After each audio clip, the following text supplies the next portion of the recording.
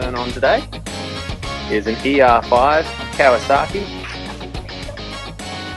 Yeah, custom paint job, I did it myself. Sally dinged it up herself. Straight after the paint job, she put this delightful dent in the tank. So, she's not in my good books at the moment. Sally is wearing her L plates to indicate to everybody that she's still learning, so be patient. And you probably should be wearing a high-vis vest. Luckily we are on a very quiet road today. A nice hilly road so that we can practice our hill starts. But to start off with, we'll do some circles. And starting. Oh, and starting.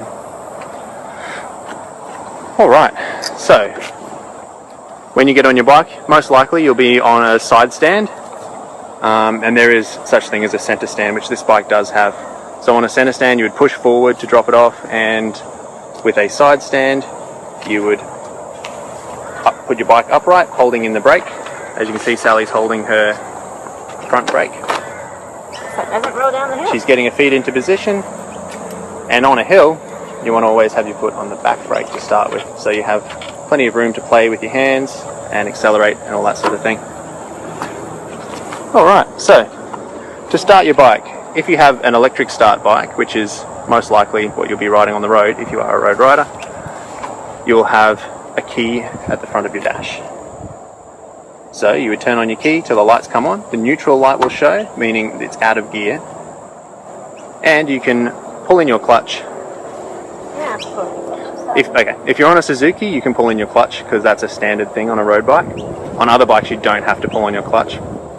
It's a good habit to be in though, just in case you don't have it in gear. And then that's the start button. And then you push your start button.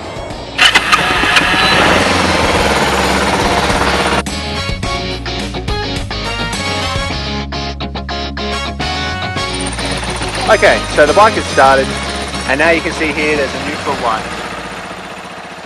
So, what you want to do is put it in first gear. Clutch is in, and where Sally's foot is here, you're going to kick it down into gear, and you'll feel it sometimes click into gear, and at least you'll hear it if you don't feel it. Alright, so taking off up a hill. To take off, in any case, to stop your bike from rolling around, especially if it's a heavier bike, and especially if you're a girl and you're holding a heavier bike, no offense to the ladies, you might want to put your foot on the back brake, which is what Sally's doing there. And what she's going to do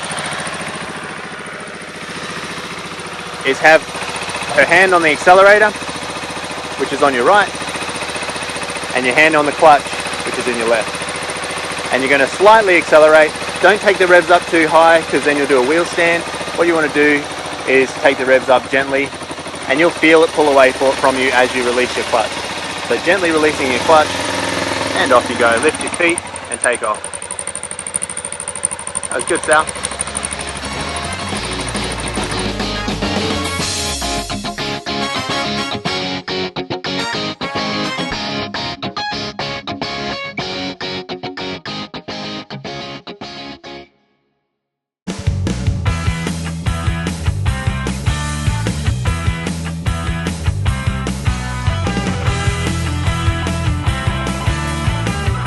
So this is a drill that we like to do to practice going around tight circles and round corners that you might not have got used to before you get out on the road.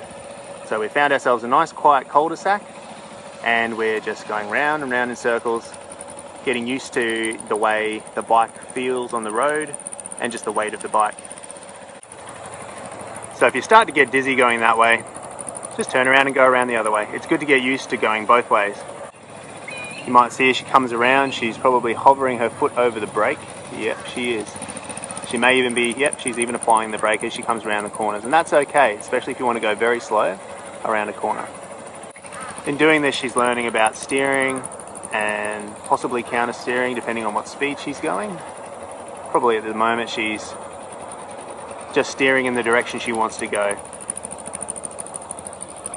As she starts to speed up and take bigger corners and faster corners, she'll start learning about counter steering, which is steering in the opposite direction to the way you want to go and leaning your bike in the direction you do want to go.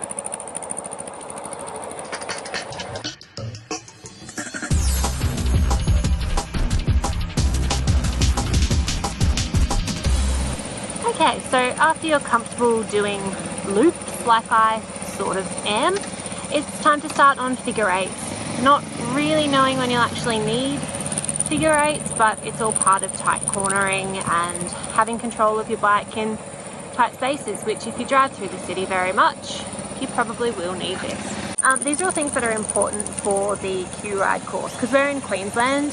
I've got my learners, which is just an online test, but if I want to actually ride a bike on the road without that beautiful yellow sticker and without someone following me, as I plan to do because I plan to use it for work, I will need to do a Q-Ride test. And one of the things they ask is that you can do circles and that you can do figure eights. I think they also want emergency stopping manoeuvres and various other things like that. So it's good for me to do this, and it's also good because I need to be able to do this in real life. Now Steve's demonstrating how to do figure eights on his bike. His bike is a lot larger. It is a 2014 Suzuki V-Strom DL650. It is a very nice bike. I have sat on it as just for fun and as a pillion. Oops, excuse the finger in the corner. Alright, so this is Sally's first try at figure eights, which will probably prove interesting. Oh wow, that's really good. Oh, coming a little wide there. No, she's doing fine. She's doing okay. And they'll only get better from here. So yeah, these figure eights are purely just to teach the rider to watch where they're riding. A lot of people will look down at their bike as they're going around a corner or something without thinking. And as you can see from Sally's helmet, she's most of the time looking at the witch's hat. I think she's getting a little bit scared of that curb there, that little bit of concrete. But about 5 laps of this and she'll start really getting into a nice little rhythm. It can get pretty hypnotic when you're doing it. It's almost enjoyable.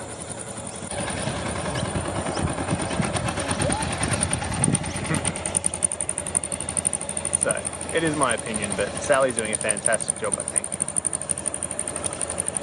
First time doing figure eights. She's going pretty wide, but I think I was doing that on her bike too.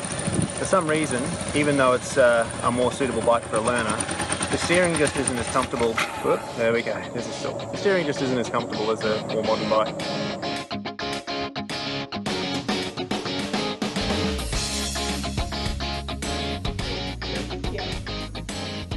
Hey everyone, well thanks for watching our learner video. It's been a lot of fun today. We've done figure eights, we've done donuts or circles. We've done circles, not donuts.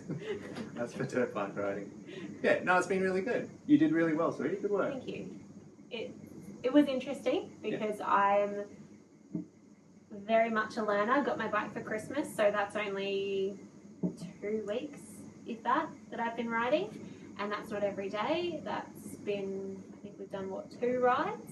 And the first one I came off pretty significantly. Well, not really, I've bruised my knee. But it was scary. And so getting back on the bike and doing circles and taking off up a hill was really helpful for me to get my confidence back up, and it really helped me, and I think it will help you. So thank you for watching our video, and I hope you enjoyed it. Please subscribe, and please look out for more episodes. And when's our next one up? Our next one will be up Wednesday.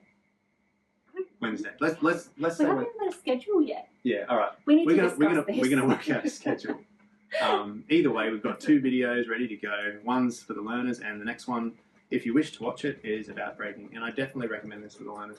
It's a lovely test that we did, testing out use of front brake, use of back brake only, and then both of them together, and how effective that can be.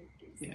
So we also cover ABS and non-ABS bikes, and show the difference between that. Also drum brakes and hydraulic brakes. So if you like this learner video and you want to see more, make sure you hit like so that we know that you do like these sorts of videos. Yeah, we're not going to keep on doing it. Yeah.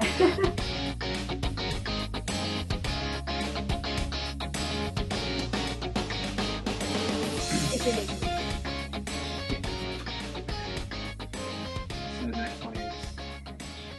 You intro the You stopped me.